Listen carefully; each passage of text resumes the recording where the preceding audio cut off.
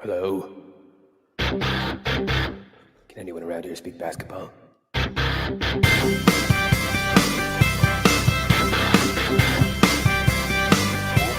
it is. It's the Confederacy of Dunks Basketball Podcast.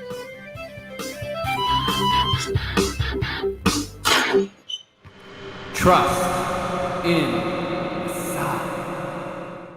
Welcome to the Confederacy of Dunks Basketball Podcast. I am your host, Freddie Rivas. And who, sir, are you? I'm the producer, Matt Duncan. Thanks for tuning in. Fred, how you doing? I am doing great. I'm feeling good. If you are tuning in for the first time, this is a Raptors / NBA podcast. We are hardcore fans, also analysts and performers. So we got a lot of comedians and analysts as well. And we're just yucking it up and going wild here. So if you're a basketball lover, you've arrived at the correct place. If you want to dive deeper and help us out or whatever you're so inclined to do, Maddie's going to tell you how to do that. Maddie, good sir. We've got lots of different avenues for you to explore. You can go to dunkspodcast.com. We do have our episodes there for you to listen to on the site, as well as all of our links that you want to go elsewhere. You know, podcatchers are where you're probably listening to it right now on a podcatcher. Let's be honest, folks. So if you want to see what other podcatchers we're on, check it out there. We've got links to our podkites and link trees on our Instagram and Twitter that you can check out, as well as to our YouTube. And I'll just say, if you're watching the YouTube, this is the last time you're going to see us recording partially in the West Bend. So enjoy that. Take it in. Go to Shocks. Get some wings. Help yourself. And just continue to support us in any way you can. If that's our Patreon, if that's just telling your friend that you like us, and then we have some goofy but insightful things to say about the Raps, and then so be it. We love it all. So thank you. And I'm going to pass you off to Freddie Rivas.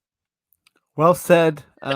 Matt, I love you so much. Matt hit you with all the goods there, but I always look for what's going on in the margins. And he says podcatcher with a lot of animus. Okay. So there's some gritted teeth there. There's if you're running a podcatcher, heads up, Matt might punch you in the face. He might just run you down with a snowblower. So make sure if you're running a podcatcher, you're doing it right. Okay. Matt he likes things done right. Looking at you, Stitcher. Yeah, we're looking at you, Stitcher. But Matt's the greatest. You'll hear a bunch of his sound stings. We got some new ones today. We'll be unpacking those. It's more to come. That's all I gotta say. More to come. Yeah. And we took a week off. I've been spending all the money that we got on Patreon on cameos and shit. So doing my best over here. Yeah, we spent everything we had on a cameo, and we can't tell who it is. So you wouldn't guess. We figured it out. We're doing good. Without any further ado, I will say the detainment of Brittany Griner is still continuing. If you don't know who that is, Brittany Griner is a superstar WNBA player who went over to play basketball on the team that she's been playing on in Russia, and has been detained on rather dubious causes, and is pretty clearly being held as a political prisoner. So any noise you can make in that direction, is appreciated. Is appreciated. And next week I'll try and come back with a good suggestion for a place you could donate and help out, because this is something that everyone needs to be aware of, and there's a lot going on in the world. So I think the fear is that Brittany will be forgotten, and she absolutely shouldn't be. With that said, we have a really, really great pod. We got Vivek Jacob from Raptors.com, and we got Antony Hall from a bunch of things, Ming's Dynasty and Bad Dog Theater, and in a lot of cool shows. And Edmonton. Just a shout out, Edmonton. What's up, E-Town? I don't know if anyone calls it E-Town. So sorry, but it's kind of cool, right? It's got that big mall. It's got a big mall. Come on, big mall town. So yeah, it's a really fun pod though. We talk about the Raptors and kind of like what we're worried about heading into the playoffs potentially. We talk about Siakam and Fred's signature moves, and then also go into other signature moves. And Matt really gets weird with hot sauce. And we move on to the NBA and talk like different playoff formats, which is fun. And we also talk about like injured players and who we've been missing. So please enjoy that. Please share. Please subscribe. All that good stuff. And let's get right into it. And I'll just say, Maddie, when you feel like we're good to go, we're good to start. Give me those delicious words I love so much. Okay. Okay.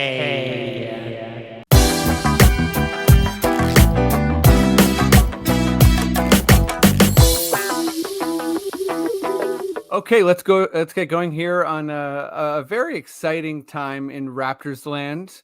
Lots coming together. There are some injuries, but we're very much in the mix for the 6th spot in the East. And yeah, let's bring on one of my favorite guests. I'm always excited when he does the pod. I listen to him, read him. I love his questions for Nurse or whomever during Raptors scrums and post games. You probably know him from Raptors.com, but also Raptors Republic, CBC. This guy loves tennis and soccer, and he covers a lot of sports, and he's just a great personality. Give it up as loud as you can, even if you're at home alone, for Vivek Jacob. What's up, buddy? I'm loving that intro. Thank you so much for that. You're too kind. But yeah, try to cover as much as I can. Try to keep the bills paid. That's pretty much the goal. Getting it done over there. Consuming all of it. Hey, I appreciate the multi-sport angle. You know what I mean? Like, I'm definitely like a basketball soccer guy, but open to tennis. I love it. I feel like tennis football, is all about the open. Yeah, fair enough. Tennis is all about the opens. But I always stammer on so much, and I want to just get talking Raptors ball right away. So let's bring on our next guest. He's an amazing comedian. He does improv. He's an actor. He runs his own podcast for the wrestling fans out there. Book It, Vince. Also check out his show on CBC Gem. He's a co-creator of Ming's Dynasty with Calvin Shergold. So check it out. It's hilarious. I'm excited to always have him on. I think he's still feeling good because he cashed in so hard on being the biggest fan of the Ball family, the Ball brothers. So things are pretty good for him. I'm not sure about Lonzo right now, but without further ado, let's bring him on. Give it up as loud as you can, even if you're at home alone, for Antony Hall. Oh, yeah. Oh, thank you for that hype intro package. Hey, it is me. Happy to be back. The 4th Ball brother, Antony Hallball. Antony Hallball. I mean, that could almost work. Like, it's like there's some like you got like a Ron James limerick angle there. Like, I was in the Bay of Fundy, and I was okay. Whatever. Oh my, Ron James on the Dunks pod. I know. I realized I was like, listen, welcome. I don't want to go too far down a Ron James bit. Like, if you're tuning in for basketball, you're already like, what? Ron James, Canadian legend. I helped him find his glasses one time in the Bloor Cinema. Cheers. Shout out. Okay. Let's start talking some Raptors ball. Matty, good sir, I know you're there. Give me your most delicious and weirdest Raptors sting. The Confederacy of Don't Stay Talking Raptors. Wow. Okay. That's new. Oh my God. Okay, I guess one of our new sound stings has a guy swearing at you. Like, it's Stephen A. The Confederacy of Don't Stay Talking Raptors. Okay, that seems like you really chopped Stephen A together. Like, that seems like you kidnapped Stephen A, and this is the best take you could get out of him after like 3 months of showing him pics of the Knicks losing. Thanks, it. Matt. We'll unpack that later. $800 on Cameo, well spent. I love the idea that we paid for that. Like, folks who to all our patrons, thanks so much. We did The cash out on that. Confederacy of Don't Say Talking Raptors. Yeah, we cashed out on this weird sounding sting that barely makes sense. Yes, we are talking Raptors. Okay, let's go to you first, Anthony. Yeah, this is sort of open ended, so I'm just kind of thinking a lot about the Raptors style and how the game changes from the regular season to the playoffs. Obviously, people who focus a lot on the refs have sort of tracked that this year, where early in the season they were kind of working on that Trey James Harden style of play, trying to get that out of the game a bit. But I think there's been some reverting back to the mean, but also the playoffs are coming and then we'll go back the other way. And yeah, it just got me thinking about like the Raptors style, how they play, what's going to be good, what's going to be bad. Yeah. So what's your thoughts on that, Anthony? So the first sort of thing that I noted down when you asked this question was something that was good and bad is how much Nick Nurse rolls out like a short lineup. Like now that we're in sort of the final stretches of the season, it's really taken a toll on our players. Like Fred has been playing hurt a bunch and then he's not been playing at all. And then we've been losing a bunch of our guard rotation. So that's been bad. But then when you get into the playoffs, the lineup often shortens a lot. So then you're like, oh, okay, well now they played like mean minutes in the regular season. They should be ready to just grind it out when we get into the playoffs and we're kind of pressed against the wall and we have to go to like a key lineup that has no weak points.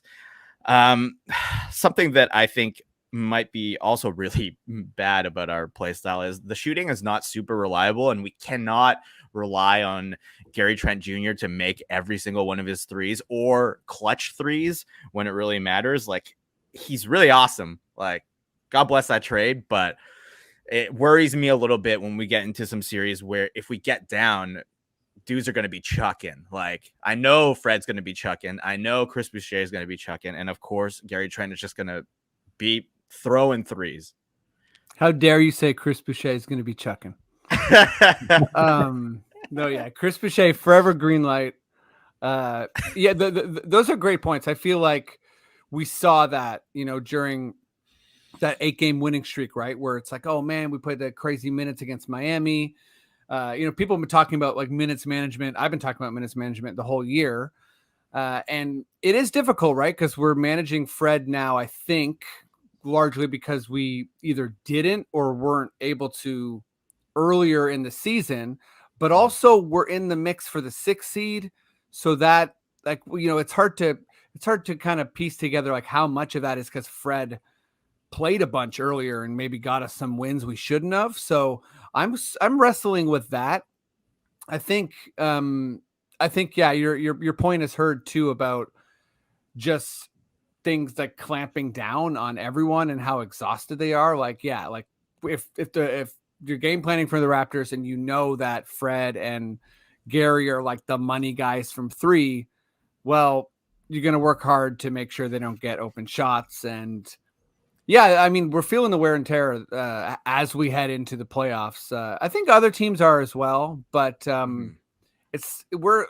this weird mix right now for the Raptors where we're both gelling and improving and developing and also kind of struggling with some injuries.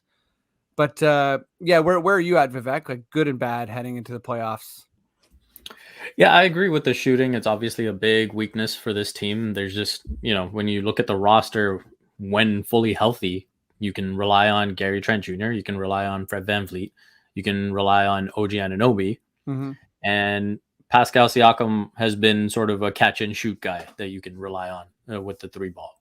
But that's not enough. Like you look at good 3-point shooting teams, you've probably got closer to 6-7 guys that can go out there and knock down threes. So, having 3 core that you can depend on and then maybe a 4th, that's not going to cut it. And so I think that's a big weakness.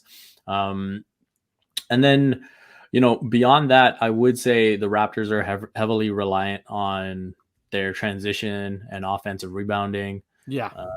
And what happens in the playoffs, the game slows down. So how much are you going to be able to get into that transition game? I think that's something I'm really curious to see. Obviously, they have a bunch of 6'8", 6'9" guys to keep trying to create that kind of ball pressure and go get it done. But I am curious to see how effective they can be in the postseason.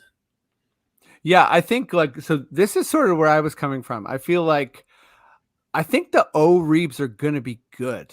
Watching Thaddeus Young and watching Birch, it's like these guys have a true nose for the ball. And I feel like if that's this whole, if this gang rebounding and, crashing the boards is such an expectation, maybe perhaps because we can't shoot that well. And also we have so many big dudes, we lose out some height on the center position. But I mean, I'm watching Boucher and I feel like half the time this guy is like 5 or 6 inches taller than whoever he's playing against, like the whole game. So I feel like there's almost this like part of the game, usually the second quarter recently, where the team realizes, like, I felt it in Philly, I felt it against the Lakers, where the team's kind of like, wait, we're bigger. We're all bigger. But yeah, like, can we generate those turnovers, or are we just going to live in foul trouble? Are we going to be in the bonus every single game? Is Scotty going to be in foul trouble? Is Pascal going to be in foul trouble? I'm curious about how that works for the Raptors. Like, do we have the reputation of being a bit of a rougher team, so we're not going to get a ton of fouls? Or is part of the plan that, like, hey, when Birch gets into foul trouble, you throw in Thaddeus. When Thaddeus gets into foul trouble, you throw in Precious. Like, is that sort of the game we're playing here? I'm curious if that war of attrition is like the right one. Like, are we countering so much of what the league's doing? And I kind of think we are, to be honest. So I feel like that Chicago loss highlighted to me that, we need to generate turnovers. And if we're playing DeMar, who doesn't turn the ball over, that kind of sucks. If we're playing a point guard like Chris Paul, that's probably going to suck. If we're playing a guy that can really manage the game and is very composed, that's not great. Now, I think in the East, outside of like Kyle Lowry, I'm wondering, who is that? Who are we going up against that is that type of like really relaxed ball handler? I think like a lot of people, I don't have like huge expectations, but I think a lot's possible in a weird way.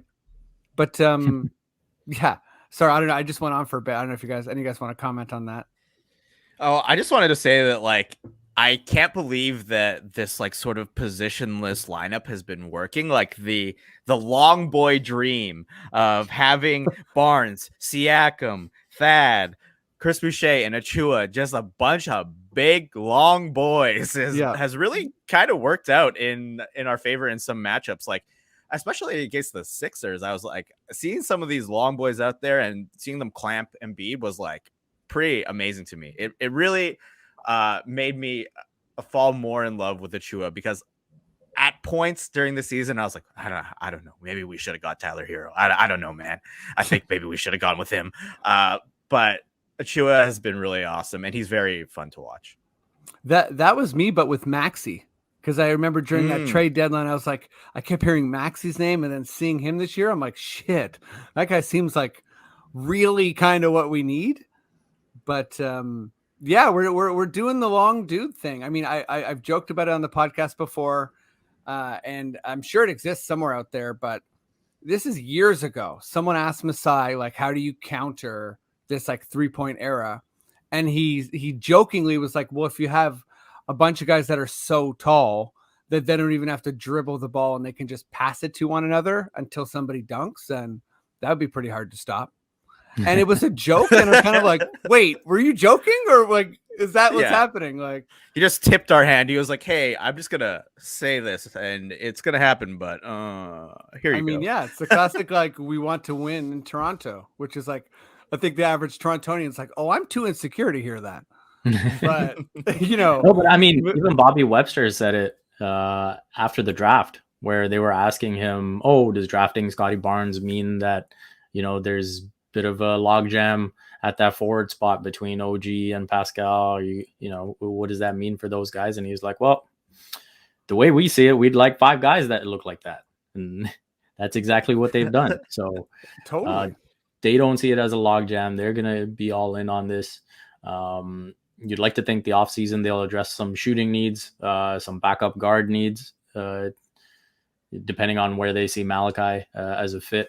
Mhm. And, you know, again, going back to these two games that we just saw, Chicago and Philadelphia, that's, I think, a decent indicator of how the playoffs could play out, where you go up against a team like Philly that doesn't have good transition defense, and the Raptors are able to take advantage of that. You think about the third quarter, the Raptors missed at one point 12 straight shots, but Philly couldn't pull away because the Raptors kept getting stops. And then you think about how disastrous the third quarter was against Chicago, but they've got guys in DeRozan and Levine and Vucevic that they can function pretty well. And then you've got the transition defense led by Caruso, and you know it gets tough for the Raptors. So I think that's going to be pretty much like a break for this team. Yeah, and shout out to I'm forgetting his first name right now. Is it Patrick Williams? Patrick Williams is back. Yep. Yeah, who was, similar situation as Scotty, same university, also drafted 4th overall, and like also is huge and can do a lot, and like seems like I wouldn't be surprised if we hear his name a lot more in the future.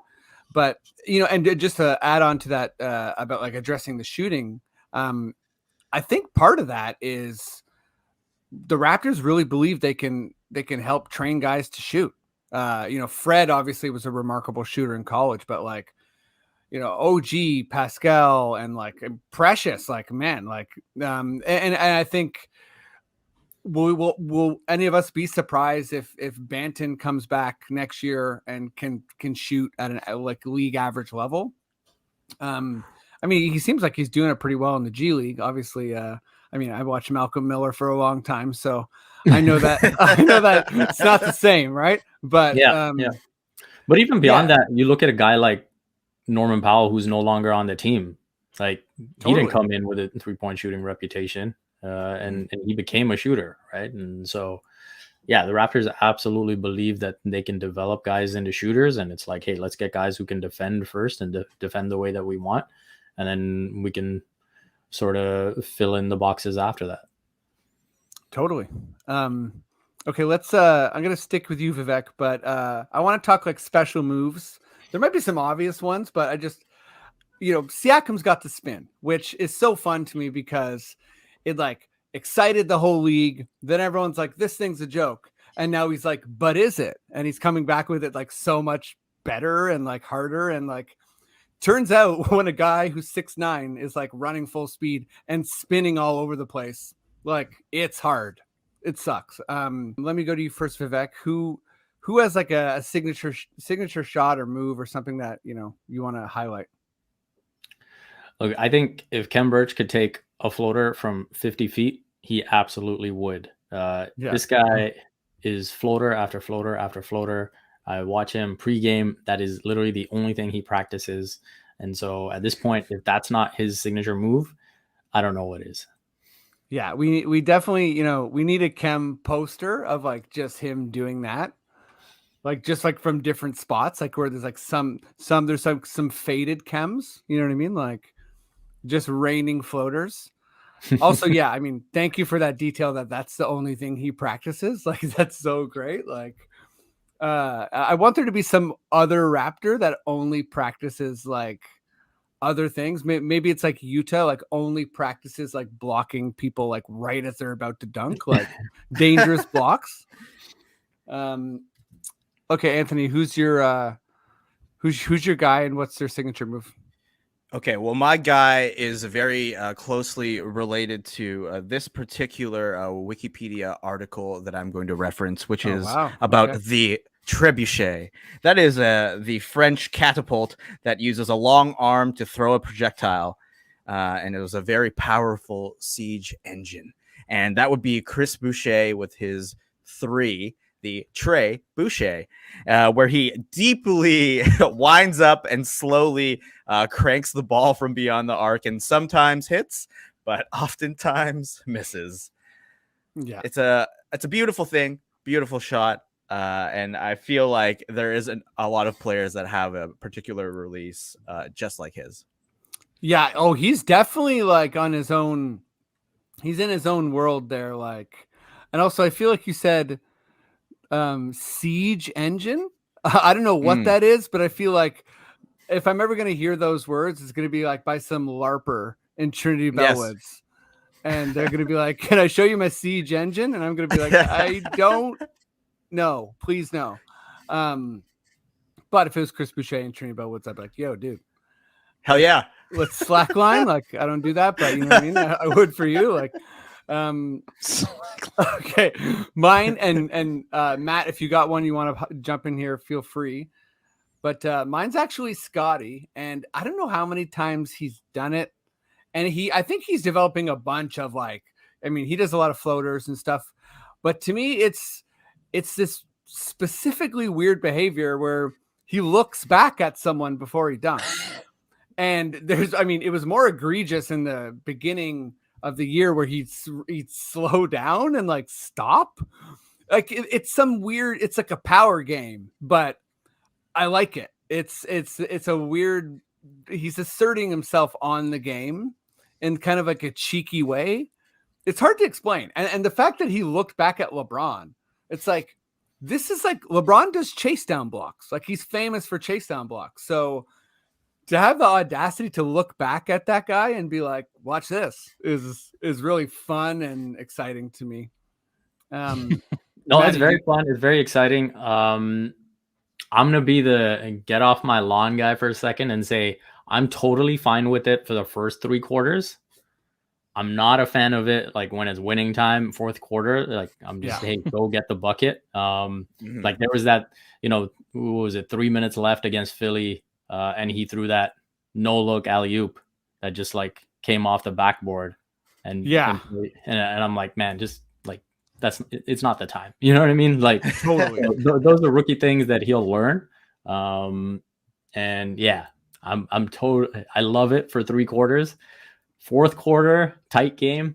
There's maybe, chill a little bit. 100%.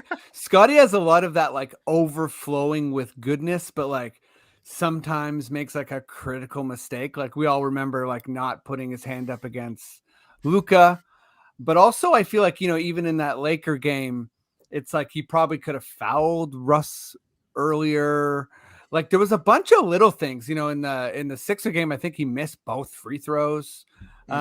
So there definitely is that with Scotty. Like, and I think, I could totally see him looking back, going up for the dunk and getting blocked. And that look back, like that being the little beat of time he needed to dunk.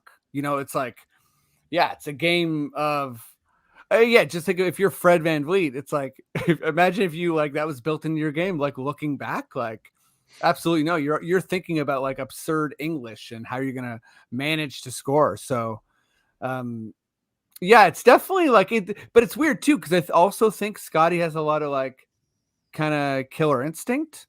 Yeah, it's odd because it's like he has both. He has like this showboat in him for sure, which I like.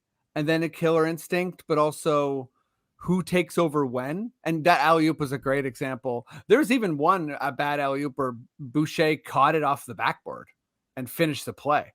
Right. Scotty, I mean, we'll see. Like if we make it the playoffs, like if there's one game where he does something really silly and we lose the game, I can't say I'll be fully surprised. But he does seem like he's so competitive that he'll like take the lesson on and like be like, okay, sorry guys. But the look back dunk, Matty, you got something? Well, that's what I was going to say is the look back dunk is hilarious. I do feel like, one time it's going to bite him. Like he'll like lose track of what he's doing. He's going to travel or he's going to hit his head on the rim or something when he looks back. Well, I don't know if you guys remember, but there was a game earlier in the season where he did the look back and then he bobbled the ball. Oh. And then he was able to get it and still like put it in just in time. But it was one of those where it's like, this could happen too. And the situation, yes. like, it wasn't a big situation in the moment, so it was fine. But like, if that happens in, you know, the fourth quarter of a playoff game, you're like, what are you doing? You know? Totally. Yeah. Yeah, I think it was one of the first times too I had seen Alvin Williams like early in the season. I was like, I think you pissed off Alvin Williams, dude, because like Alvin Williams like started having that tone where he's like, "You're messing with the game," like, you know what I mean? You're like that, like sort of like the lore of basketball where people are like, "Listen," you know, like taking a shot after your team's already won, like, you know, these unwritten rules kind of thing. But sorry, Matty, you're coming in here. Do you have a signature move? Well, I want to take Pascal's spinorama. It terrified me when he was first getting into it because I felt like sometimes he was doing it for no reason. It just made his shot harder.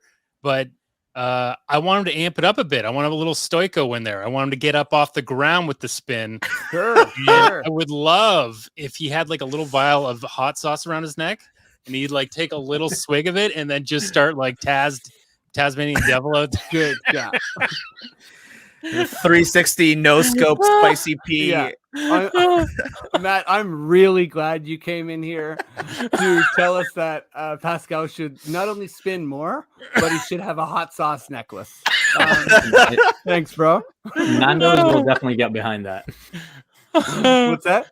Nando's will definitely get behind that. Oh yeah, Oh, Nando's yeah. is like, whoa, buddy, like He has a signature sauce there already, so it would be perfect for him to just wear that very long bottle on his chest the entire game. It's like, yeah, he's constantly hitting himself. It's like, Yeah. Sometimes you see a sprinter wear like a necklace. Like I always watch the old Donovan Bailey thing, and I'm like, ow, dude. Like, Yeah. like, you know what I Yeah. mean? It's like it's Heavy really chains. pinging off his face. Like, Yeah. I mean, anyways, I feel like we've gotten astray here, but in a good way. You know, spitting hot sauce is my world for sure. Also, just shout out to Devlin. I love when Devlin gets weird, and now he's starting to say the word Drano. Sometimes, like he'll just be like Drano, and I'm like Drano, bro. Why? Like just shouting Drano. That's I don't know, man. We're getting weird. Like I love it. Okay, yeah. Let's move it on some NBA stuff. Maddie, good sir, give me your weirdest, maybe Stephen A. Smithy, NBA sting. What's the deal with the National Basketball Association? Well, the Confederacy of Dunks is gonna tell you. Cool. Another person's been kidnapped. I don't know. Listen, this is okay. We had a week What's off. the deal with This clearly is what Matt did with it. Who is that, and are they okay? You can't recognize his voice? What's No, the deal with the no, National it's- Basketball Association? What's the deal with the National Basketball Association? Well, the Confederacy of Dunks is gonna tell you. Is It's that- Jerry Seinfeld. Is that Jerry Seinfeld? That's a comedian. I thought you get it right when he said, "What's the deal?" No, my it sounds gosh. like a robot, Jerry Seinfeld, that's trapped and begging for its life. So Sorry, Patreon. We blew all of your donations on Cameo for Stephen A. Smith and Jerry Seinfeld. yeah, can we get some cheap cameos? Can we get some Orny Adams, please? Yeah. You You can't have like somebody who got eliminated in the first week of Survivor like 10 years ago. Like just do a quick Confederacy of Ducks shout out. No, we gotta go, Jerry. I guess. Will Matt come in here because I want to hear your opinions on this too. Right. But let's start with you, Anthony. If you're like totally fine with it, that's cool. I think it's the third year of the play-in. The first year was with the bubble, which was kind of weird because I'm pretty sure like Washington on the east side didn't qualify, and obviously it was like Disney and pandemic and the bubble and all that. But yeah, we're gonna have the play-in again. Looks like both of the like super teams will also be in the play-in again. Or sorry, for the first time in the East. But yeah, what's like your overall? Not if you have no opinions on the play-in, that's fine. But just like the playoffs in general, is there anything you like want more or less of, Anthony? Well, I think I really like the play-in because I mean, in the spirit of March, it is, of course, the March Madness NCAA tournament. And to have sort of an unexpected team potentially upset someone who you are expected to take that last playoff spot is pretty exciting to me. And also, sometimes games do come down to the wire. So, like, I'm very excited to see what happens with the play-in, and especially, like you said, with these super teams potentially being in the play-in, like the caliber of basketball that we'll see probably will be quite high, and there is a chance that one of these teams could just get knocked out of the playoffs, which is very fun. Something that maybe is unorthodox that I wish could happen is maybe like a bye week for one of the top seeds. Like, this is an NFL thing. Of course, I'm a big football guy, so I really do think the bye week helps. And especially when it's basketball and the teams are shorter, oftentimes like the players are going to be pretty banged up going into the playoffs. Maybe a team that is a regular season juggernaut should get a week to rest to get a key piece back instead of being thrown in to play against a team that just like won a huge game to get into the playoffs, who is like feeling themselves and is not just been like work to the bone to get to the end of the season. So maybe toying with some sort of bye week, or just like maybe not missing an entire round, but having a delayed start to their series could be good. I'm with you. I like all my playoff ideas are always based around how do we reward the regular season more. So yeah, I'm with you. Let's go to you, Vivek. Yeah, so I really like the excitement that the play-in tournament has brought to the end of season. I'm just not a fan of it being an automatic whoever's 7-10. I think you have to be within. I think there should be a rule that you have to be within a certain number of games to activate a play-in matchup. So say hypothetically, so right now, like, I don't like the fact that the Minnesota Timberwolves are 42-31, right? Yeah, and could technically miss out on the playoffs to a team that's 30-42. Like, to me, the Minnesota Timberwolves have done enough to be in the playoffs. You know, like, the Pelicans shouldn't be in the conversation. So I would have something where it's like, you have to be within, 4 games or whatever it is, where you could say, oh, injuries, this and that type of thing. I don't like the idea that, you could be so much better in the regular season and then have 1 game or technically 2 games, because the Wolves would have to lose twice, and just derail everything. So that's the one thing I would change. The other change I would want also would involve changing the regular season, where basically I would want seeding 1-16, but I think the only way you can do seeding 1-16 is if you change the regular season format to where everyone is playing each other the same number of times. Right. So yeah, it kind of like takes away because why have it be like divisional and conference based if when the playoffs come it's not? Yeah. Because it changes how we look at some of these teams too, right? Like, I think of the Houston Rockets, like, in back-to-back years, went toe-to-toe with, KD's Warriors. And we should be talking about that team as an all-time great team that went 7 games against them. And that probably should have been the finals, but instead we don't, right? We just talk about Cavs and Warriors. I couldn't agree more. And like, I always appreciated that Morey and Harden and Paul and those Rockets and D'Antoni, that they, when so much of the league was like, we don't know what to do with the Warriors, let's just tank or whatever. The Rockets were like, we're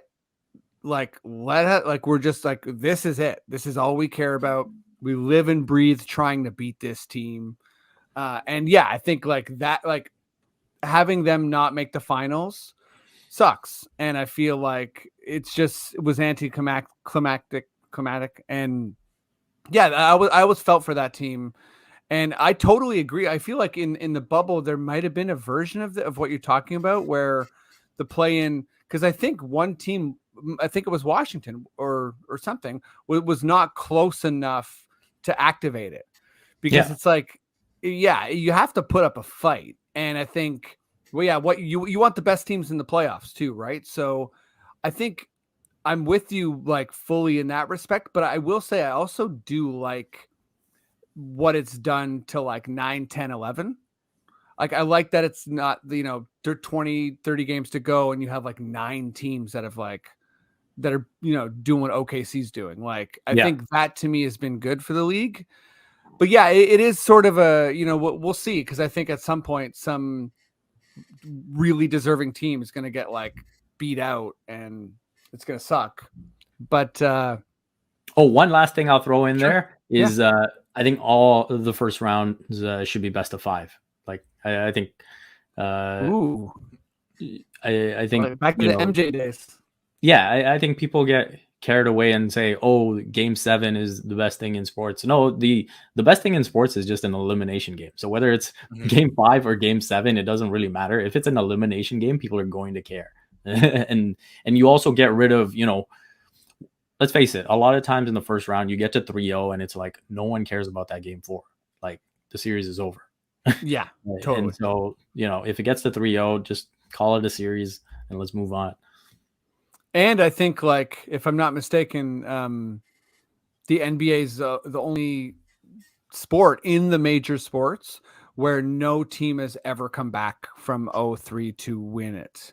And I mean, I'm sure there's some good theory on that. Like I heard one time was just the basketball is volume scoring. So it produces a lot less upsets because you don't have like, one goal, one touchdown, whatever, can't dramatically turn the game. Like you need consistency of plays. So, but yeah, like Matt, I'm going to go to you, but I'm going to throw mine in just because I feel like it's kind of close to Vivek's. Because of what you're saying with the conferences, I sort of like left that to the side for this time. And I don't think the NHL does it anymore, but I still love reseeding, where if you're the best team, you get to play the worst team every time. Like let's not get locked into a bracket, because I also don't like when teams are trying to game out who they play. It's like have the best record, so you have the most amount of home court, and the most, like your preference is the worst team available. So that's kind of my change, is that, yeah, if you have the best record in the NBA, or your conference, then you just, if you're Miami and you've worked hard for this record, then whoever the team is that has the worst record, that's who you play. So that's sort of my solve. But Maddie, what's up? We talking spinning hot sauce? What's the deal? That was the one thing I was going to say. I miss reseeding. They do not do it anymore in the NHL. It's a wild card division thing now, which is been really hard, especially if your division is the top in the league. So I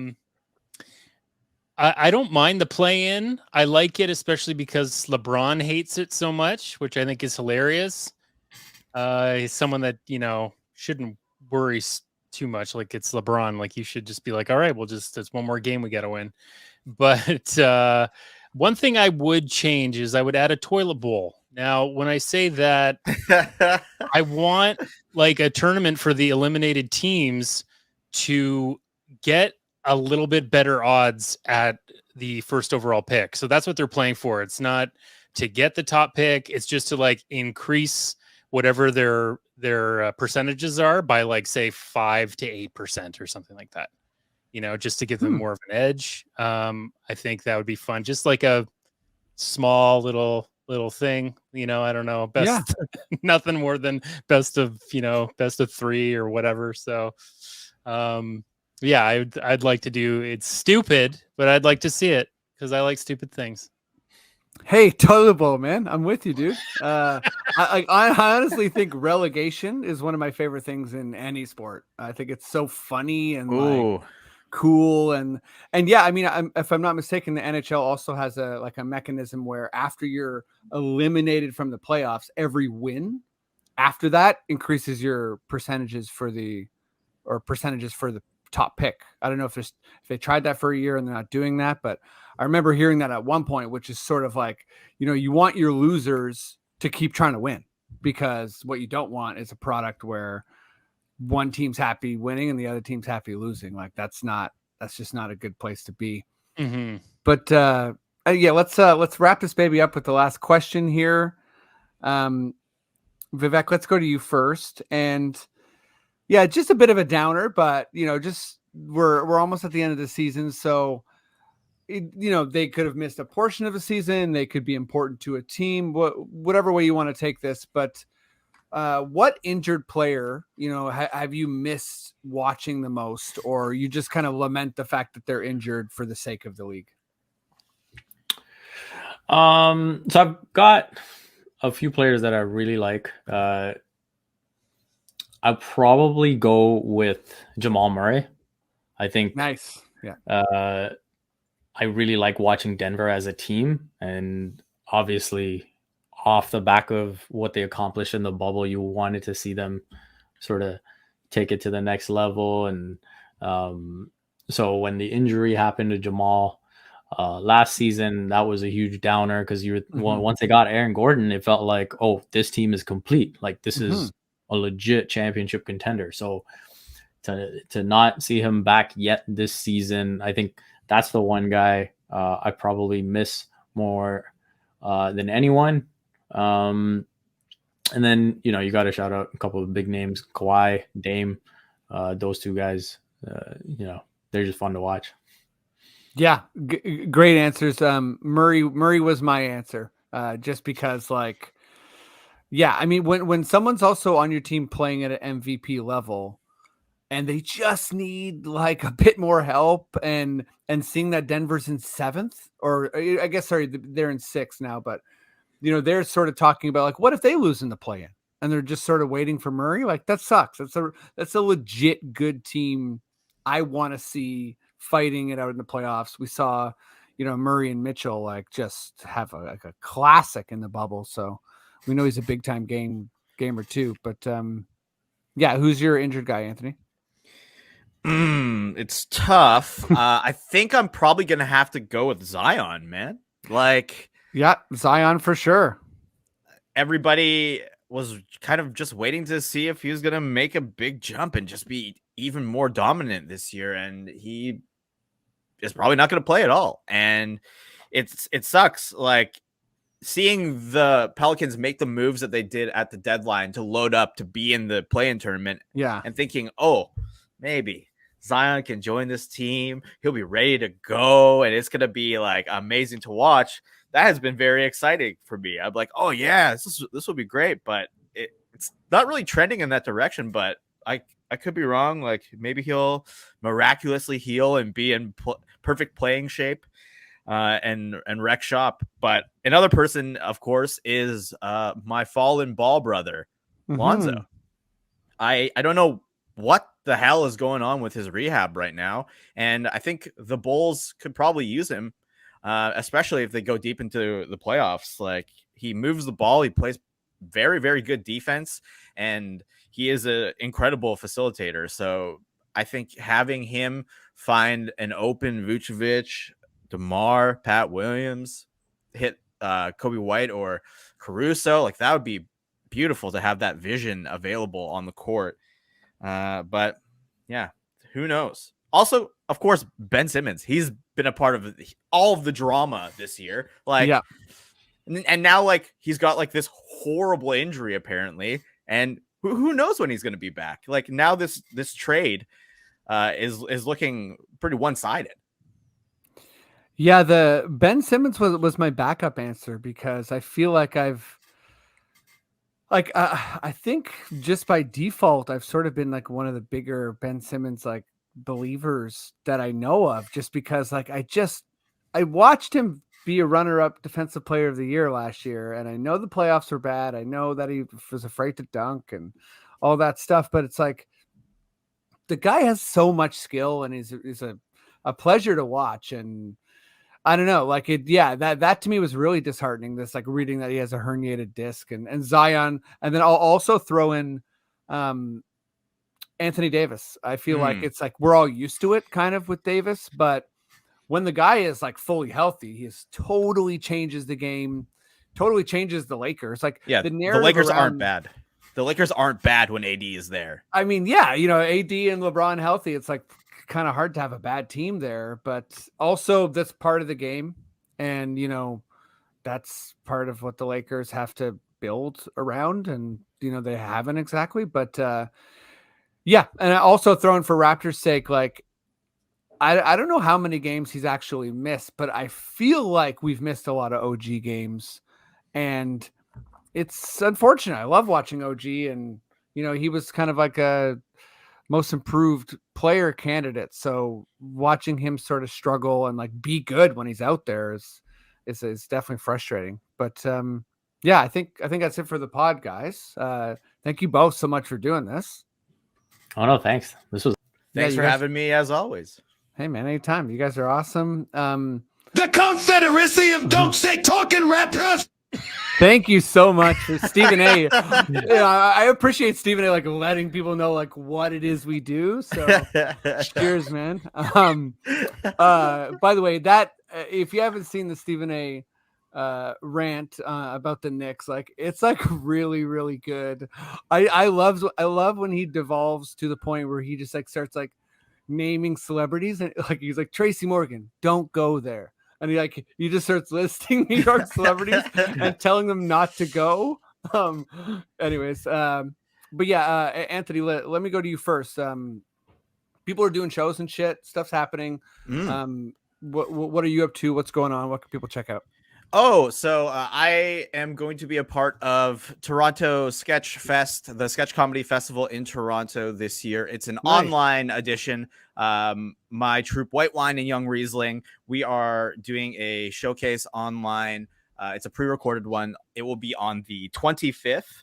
And you can check out tickets on tosketchfest.com. And then we're going to do the one live show that is a part of the festival. That's 9:30, March 27th at the beautiful new Comedy Bar East.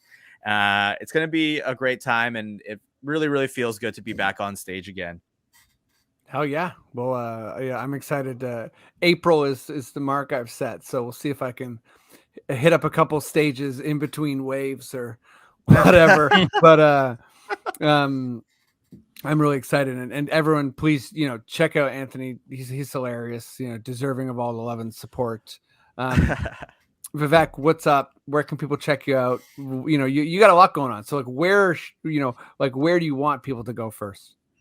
Basketball stuff, Raptors.com for sure. I do some video stuff for CBC Sports, so you can check that out. And honestly, in terms of all of it, the simplest place to go is my Twitter page, Vivek M. Jacob. You can follow all of it there. So you can find everything that I'm doing on there. Right on. Well, guys, absolute pleasure having you both. This was a good time.